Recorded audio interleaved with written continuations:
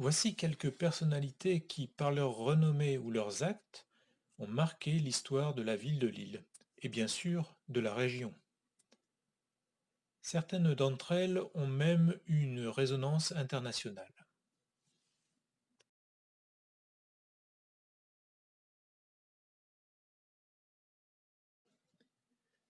Et commençons par les personnalités politiques.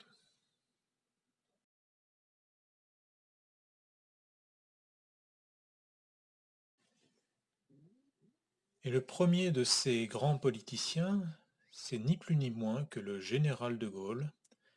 Charles de Gaulle est né en effet à Lille le 22 novembre 1890, dans la maison de ses grands-parents maternels au 9 rue Princesse. Cette maison est aujourd'hui un musée évoquant la jeunesse de ce grand homme.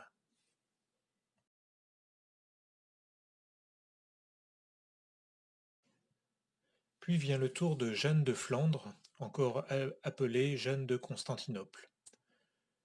Comtesse de Flandre et du Hainaut de 1205 jusqu'à sa mort en 1244, elle a mené une politique favorable au développement économique de ses comtés.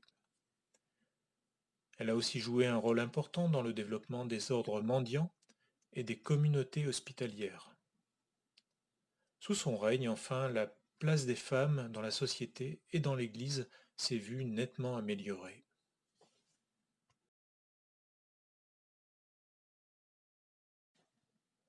Lille était le lieu de résidence préféré de Philippe le Bon, le plus puissant des ducs de Bourgogne. Il y fit construire le palais Riour, où il organisa le banquet des vœux du faisan. Les Flamands l'avaient surnommé le Bon-Duc, parce que, résidant le plus souvent parmi eux, il leur fit en effet beaucoup de bien. C'est lui qui créa, en 1429, l'ordre célèbre de la Toison d'Or. Très vite, la médaille dorée de l'ordre devint l'une des distinctions les plus prestigieuses parmi les chevaliers européens. Élu maire de Lille en 1896, réélu en 1900, puis en 1919, Gustave Delory est l'un des premiers maires socialistes de France. En 1902, il devient aussi député du Nord. Dès 1924, il charge Émile Dubuisson de la construction du nouvel hôtel de ville. Roger Salengro fut député du Nord et maire de Lille à la suite de Gustave Delory en 1929. En 1936, il devient ministre de l'Intérieur dans le gouvernement de Léon Blum.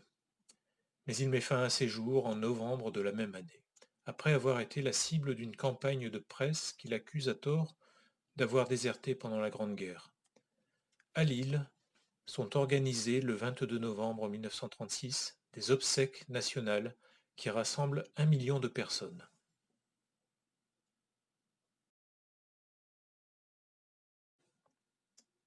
Évêque puis cardinal de Lille à 46 ans, Achille Liénard a été le plus jeune cardinal du monde. Monseigneur Liénard était qualifié d'évêque rouge en raison de ses prises de position en faveur des ouvriers. Il fut le chef du diocèse de Lille pendant près de 40 ans, de 1928 à 1968, et le leader du catholicisme social.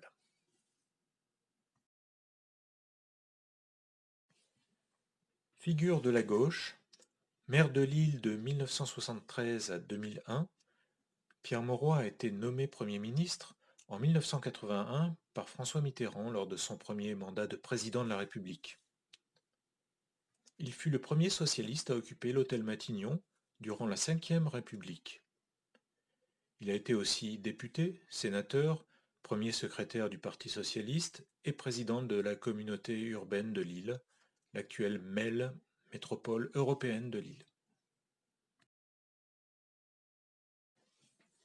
Enfin, pour terminer la rubrique politique, l'actuel maire de Lille, Martine Aubry.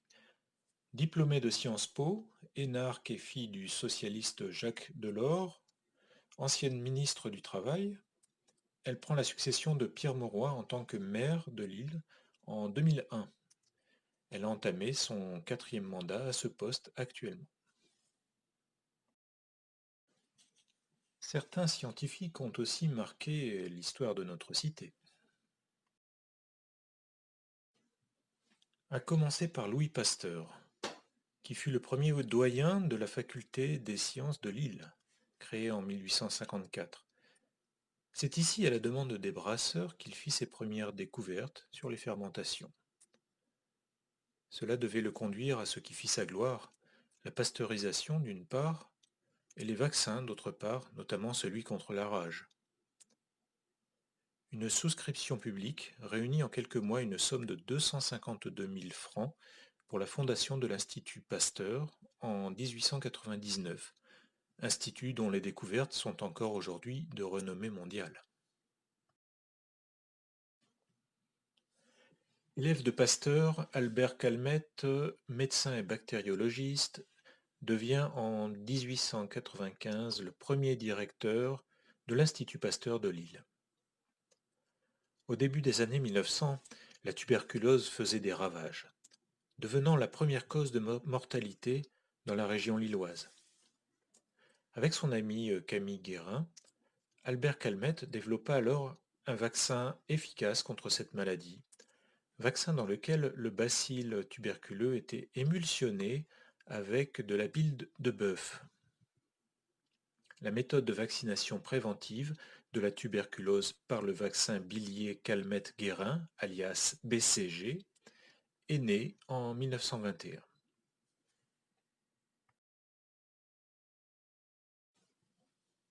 Né à Lille en 1870, Jean Perrin devint prix Nobel de physique en 1926. Il a notamment été le premier à apporter la preuve de l'existence des électrons. Vulgarisateur scientifique, il est également cofondateur du CNRS en 1939. Sa dépouille repose au Panthéon.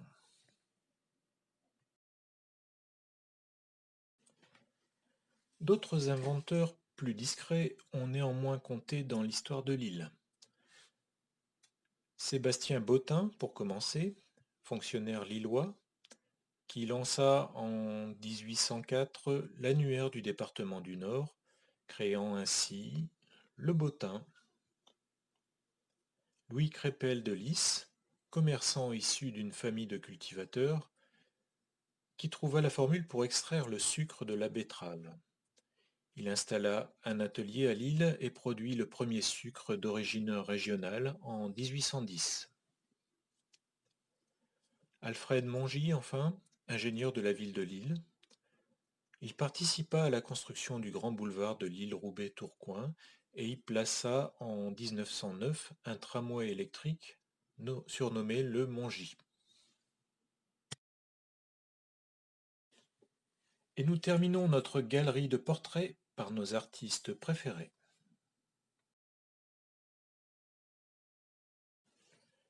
Issue de Valenciennes, la famille Watteau a laissé des tableaux remarquables sur la ville de Lille. Par exemple, ici, une représentation de la fameuse Grande Braderie. Il s'agit surtout de Louis-Joseph et de son fils aîné, François, appelés tous deux les Watteau de Lille.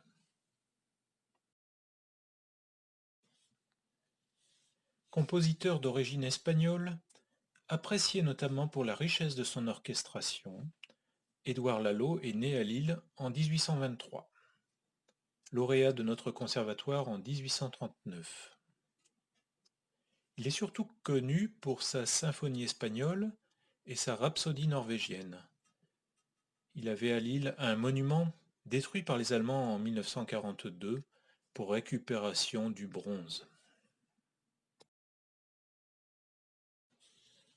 Ouvrier venu de Belgique travailler dans notre cité, Pierre de Jeter composa la musique de l'Internationale, hymne révolutionnaire qui traversa le monde, mais qui fut chanté pour la première fois à Lille en 1888. Staline accorda à Pierre de Jeter une pension d'État en guise de droit d'auteur pour l'hymne national russe. Mais après sa mort, son nom est tombé dans l'oubli, contrairement à sa musique. Et c'est donc par ces quelques notes de l'Internationale que nous refermons ce tour d'horizon des personnages qui ont fait de Lille ce qu'elle est aujourd'hui.